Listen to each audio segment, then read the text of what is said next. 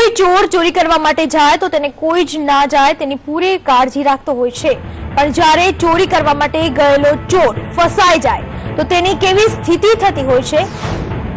તેવી જ સ્થિતિ સુરતમાં ઊભી થઈ, જ્યાં ચોરી કરવા આવેલો એક ચોર ચોરી કરીને ભાગવા જઈ રહ્યો હતો તે સમયે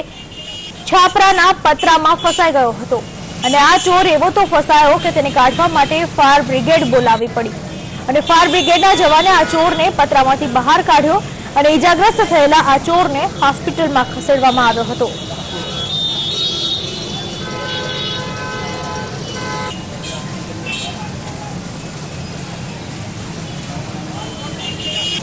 એક ચોર જ્યારે ચોરી કરીને ભાગવા જઈ રહ્યો હતો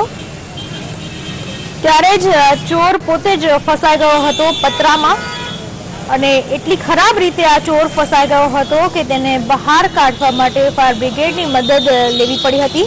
ફાયર બ્રિગેડના જવાનોએ આ ચોરને બહાર કાઢ્યો હતો અને ત્યારબાદ હોસ્પિટલમાં ખસેડવામાં આવ્યો હતો। ચોર અન્ય કોઈ પકડે તે પહેલા જ ફસાઈ ગયો હતો પોતાની જ કરતૂતોને કારણે।